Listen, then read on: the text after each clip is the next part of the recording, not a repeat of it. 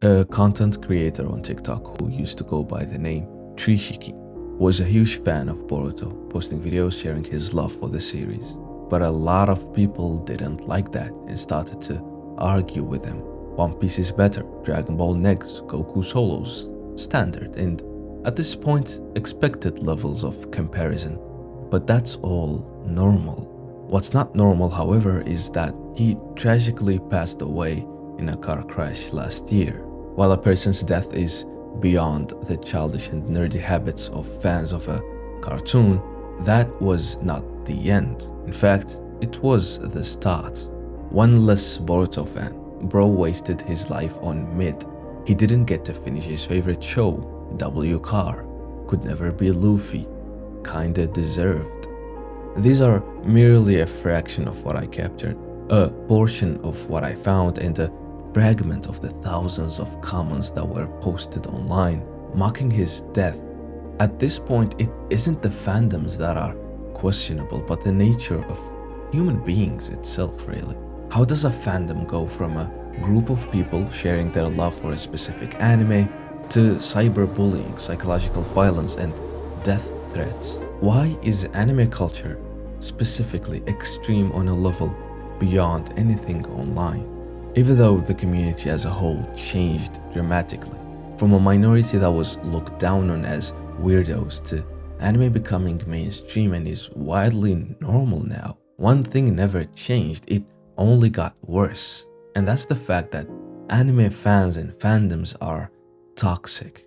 So I have spent the last few months researching, asking around, observing, and reading dozens of articles and books to come closer to an answer for this simple yet complex question. And what I found only made me fear humans and the online culture even more.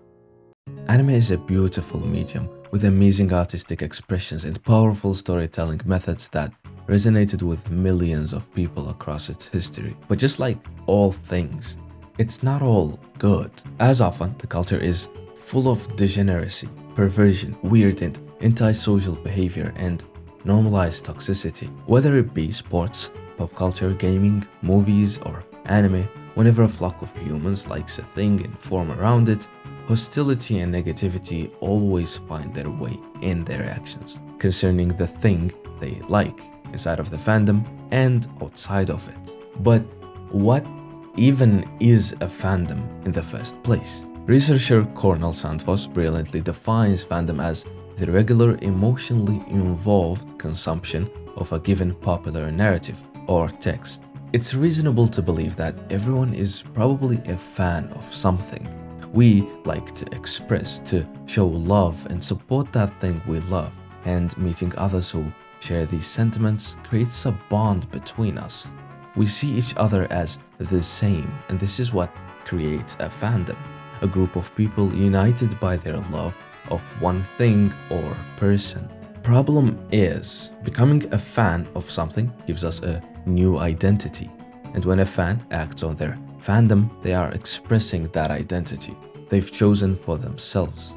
As a result, the emotional investment fans make in their fan object may lead them to see that fan object as an extension of themselves, as their own property. A twisted way of possessiveness and entitlement. And when there's a whole fandom that have that same identity, you get what is basically a soft cult that idolizes this thing and see themselves as one with it. So it goes from defending this specific anime because they like it to defending it because it's theirs. Our subconscious identifies it as our own. This is why people feel entitled to force the author to do things they want. They assume they can predict or dictate what the author does. And when he doesn't, death threats, criticism, and abuse happen. It can be a romantic pairing of their choosing, a character's fate, a plot decision, and this is all blinded personal bias. An author who dedicates his or her whole life to the mastery of storytelling, and there can't possibly be a human who loves his characters and his story more than he who created it does, versus a random girl who cosplays for her personality? Who cares more about shipping sports male characters than the plot? A basement dweller who thinks power scaling makes him smart? And the fairies. Who do you think should know more and decide what happens in the story? Correct. The fucking author. Fans should never have a say in what should have been done or what's better. If you don't like something, that's it. It ends there. Go watch something else. You should value your time, for fuck's sake. I get it. I get the urge of wanting to pretend to understand the storytelling and thematic tones of the story. Trust me, I do. I am trying to make a living through exactly that. It is okay to have the urge to want to pretend to understand the thing, but it is far from okay to enforce our own wants and needs disguised as critiques and criticism over someone who most likely suffered pain we can't even fathom when they were writing that story. Yet here we are on Reddit, TikTok, YouTube and Twitter, entitled to call them out and correct their decisions, ungrateful and greedy. And it gets extreme when people who are delusional in their own fantasies start threatening and attacking these authors. No wonder psychologists have been questioning and testing whether fans are able to separate fantasy from reality. These are often people with nothing to do, and the internet provides the security and ability to be as outward as they want. And don't forget that since we have these people who are emotionally driven to express their love of this thing they are fans of, when they support something, they are bound to oppose something else. That is what creates the stupid loop of comparison that has plagued the anime culture. This is better than this. This is the worst. This is the best. Rankings, tier lists, ratings, etc. People are wired to compare and have preference, and obviously people are different. But the problem is that anime fans not only prevent themselves from enjoying both sides of the thing because they spend more time and energy pushing one ahead of the other, they reach the point of harming the other franchise by doing things like coordinated and planned review bombs, where they go and leave bad reviews on a show just so that it doesn't surpass their favorite one. They not only attack the author, but the franchise and other fans of the things. At its source, we get stuff like what was done to Trishiki. Even after he was made fun of in life and in death, in a ruthless and heartless way. Troll accounts with his name emerge after that, all to defile his name even more, pretending he came back from the afterlife and made fun of him, all because of comparison. Because what punishment are these incels going to receive when they blackmail, degrade and harm others online? I am assuming and hoping that the people who watch this video are people with purpose and a life beyond just watching anime. If you aren't and somehow decide to argue with me on some of these points, then I sincerely hope nothing but the best for you. Thankfully, the majority still have hearts. People came together defending Trishiki and calling out these empty shells of flesh and bones who are supposed to be humans. The English voice actor of Kawaki spoke about him and wished him peace, and I do the same and hope his family and friends all the best. The internet is the biggest double-edged sword in history. We have access to more knowledge and entertainment than we could ever consume. It is a great tool. Why then does the internet, a force for social connection, knowledge and entertainment, breed a culture of negativity? That is a whole other topic worthy of a video itself, but that whole culture of anime fans and their extremes are armed with the internet, a way for them to do as they please. Jean Suller introduced the online disinhibition effect. The idea behind this effect is that the anonymity and physical disconnect of cyberspace, just like alcohol, impairs our inhibitions, making us feel less restrained and able to express ourselves more freely. This leads to people exposing more about their lives, dreams and hopes. And it also provides the bullies and toxic people with ammunition to personally attack people and make them feel safe to do and say whatever they want. Stuff they probably can never say in real life. And this behavior is contagious, and that's the problem. Xuehua Shen, a researcher in the University of California, wrote in Computers in Human Behavior that behavioral or social contagion is a form of social influence that describes how behaviors, norms, and information are propagated through social networks.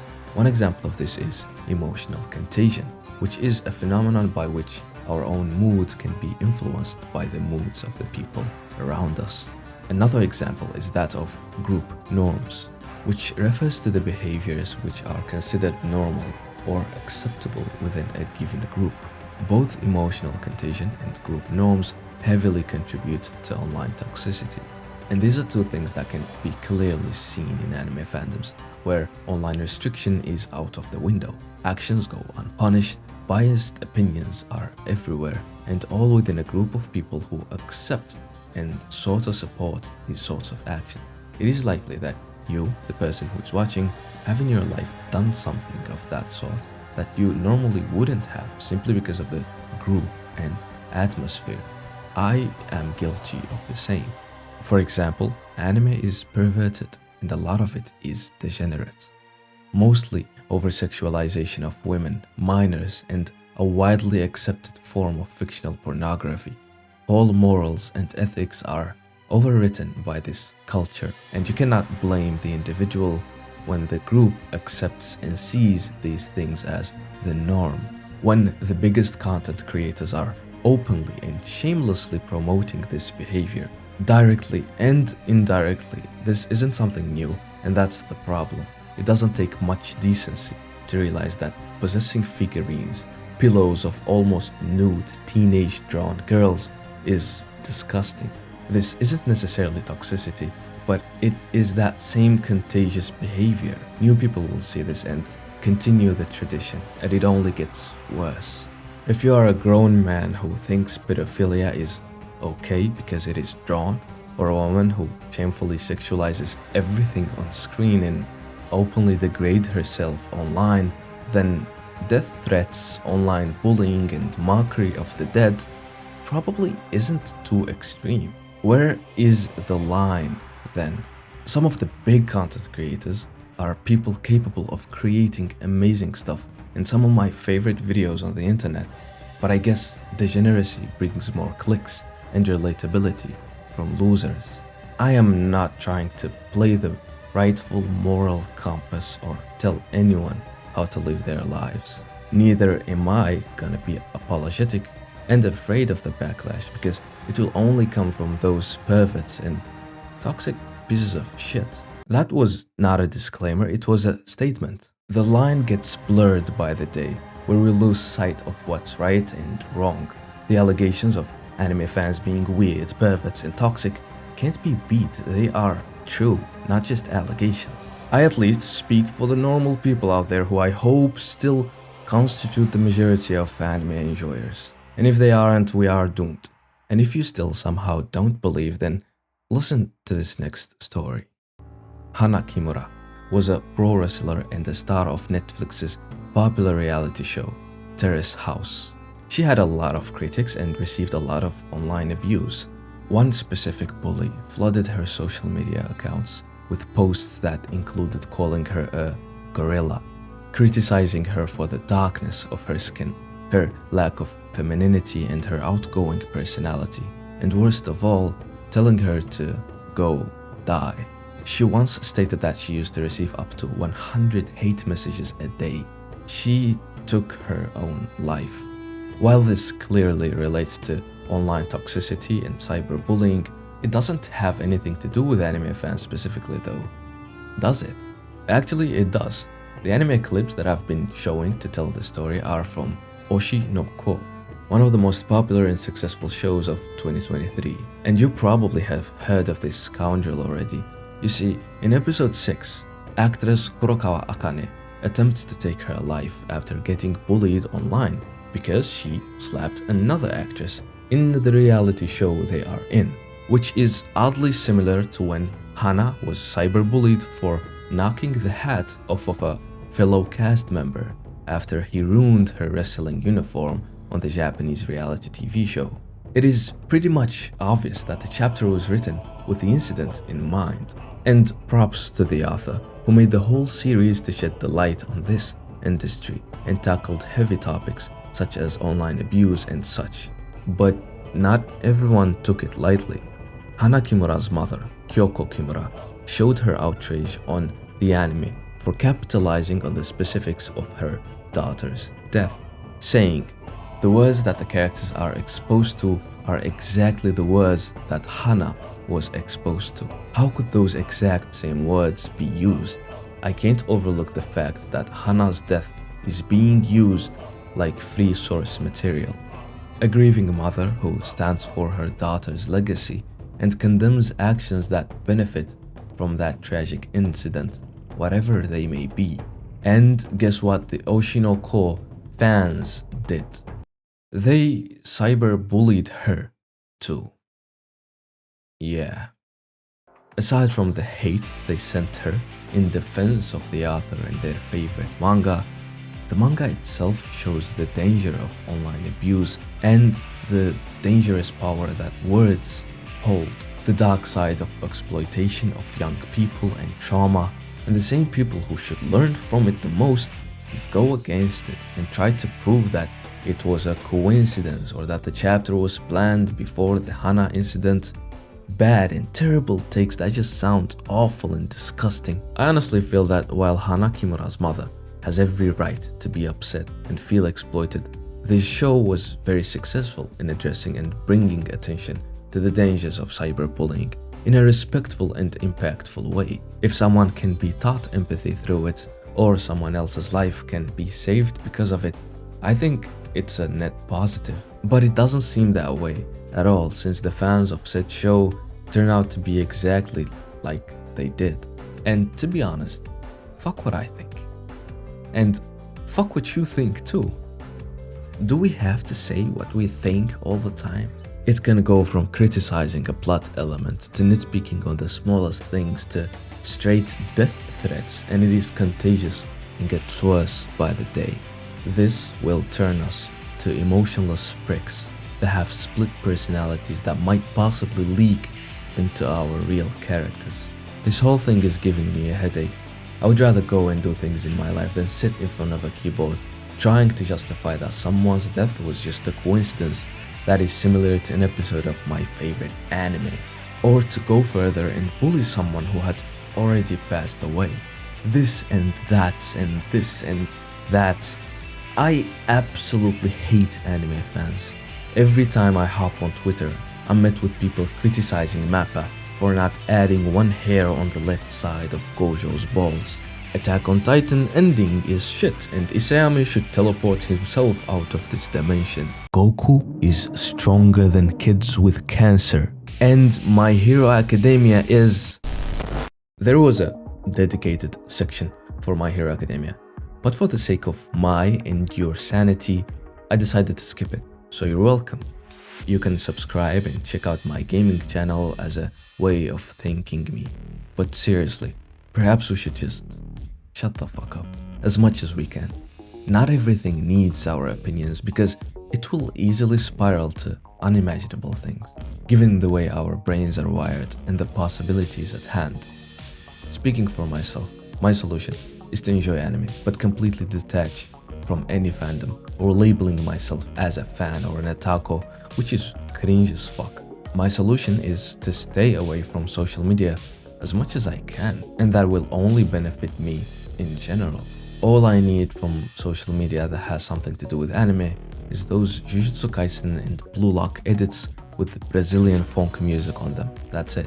I will watch the episodes and chapters and run away. I will discuss it with my close friends who I know in real life, or just let those thoughts marinate in my own head without the need to post about them at all times. And if I, who needs to keep up with the general image to be a content creator, can do this, then you definitely can. Treat it as a contagious and deadly disease. Watch out, because you might turn into a freak who has no empathy for the lives of human beings and thinks corn is good. And this whole online thing isn't something that can be cured really. It's like a virus that will only spread. Even whole governments are rendered weak in front of it, let alone I, with a mini documentary or an essay, whatever this video becomes. Detaching from the group's ideologies and the pursuit of self-development is the only defense we can really have. But even that is somehow cringe and everywhere now. But still, the more strong and better people out there, the higher the chance of survival we have. Survival of ideologies and morals, that is. The fittest, you know. If you reached the end of this video, I honestly respect your ability to stay focused in this era of dopamine business. And it also tells me that this video was good and hopefully brought you some value of some sorts. And that makes me glad because this took a lot more time than I imagined, and I hated making it because it made me use Reddit and Twitter more than I would like to. And see ya in the next one.